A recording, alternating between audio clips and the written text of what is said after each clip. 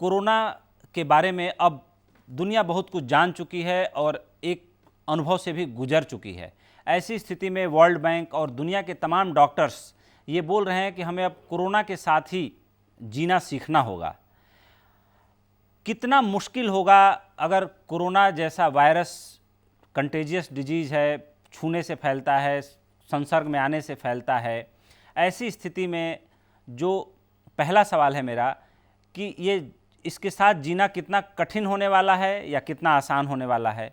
दूसरा सवाल है मेरा कि जिस तरीके से टेस्टिंग हमारे देश में नहीं हो पा रही, इतना बड़ा देश है और 6 लाख से 7 लाख के बीच ही अभी टेस्टिंग हो पाई है। संक्रमितों की संख्या 30,000 के पार है, मरने वाले 962 हो चुके हैं।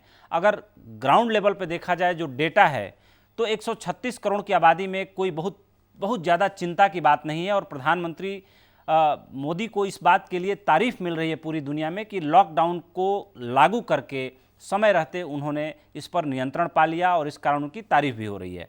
तो मेरा पहला सवाल है कि कोरोना के साथ जीना कितना आसान और कितना मुश्किल होने वाला है, और इस जीने को अगर हमें आसान बनाना है तो एक डॉक्टर के नज़रिए से हमें किन किन बातों का ध्यान रखना होगा और कैसे अपने दिनचर्या को संचालित करना होगा।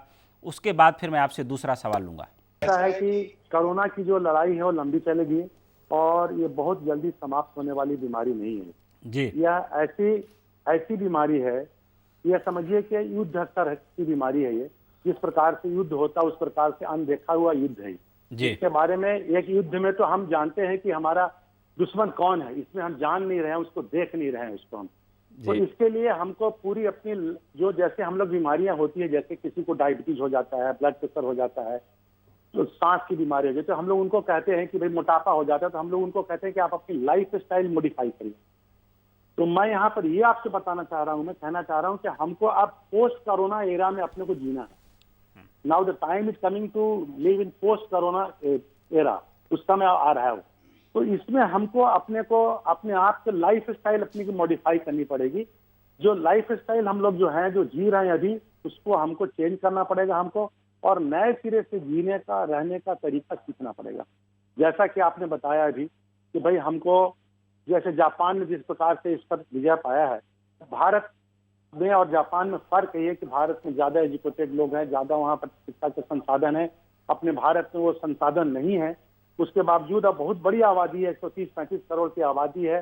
तो इसमें हमें इस बीमारी से लड़ने के लिए सबसे पहले तो जो हमारे जो प्रधानमंत्री जी ने जो नारा दिया है, 2 गज की दूरी जरूरी है, बहुत आवश्यक है। हम सोशल डिस्टेंसिंग जब तक नहीं करेंगे तब तक जो है इस बीमारी से नहीं बच पाएंगे। दूसरी बात है कि हमें कुछ अपने दिनचर्या में परिवर्तन करना पड़ेगा। जैसे हमको प्रतिदिन कुछ योग करें, कुछ व्यायाम करें, कुछ इम्यूनिटी बूस्टर अपना प्रयास करें, कुछ चीजें लेने का, खाने का, कुछ दवाइयां लेने का। इसके साथ साथ में हम लोग जब तक प्रॉपर जो हेल्थ केयर सिस्टम है उसके हिसाब से हम लोग नहीं चलेंगे तब तक नहीं होगा। जैसे अभी जरूरी है, जब लॉकडाउन खुलेगा इसके बाद क्या होगा कि मिक्सिंग हो जाएगी पब्लिक की, एकदम एसिम्प्टोमेटिक केसेस बहुत ज्यादा पब्लिक में आने लगेंगे।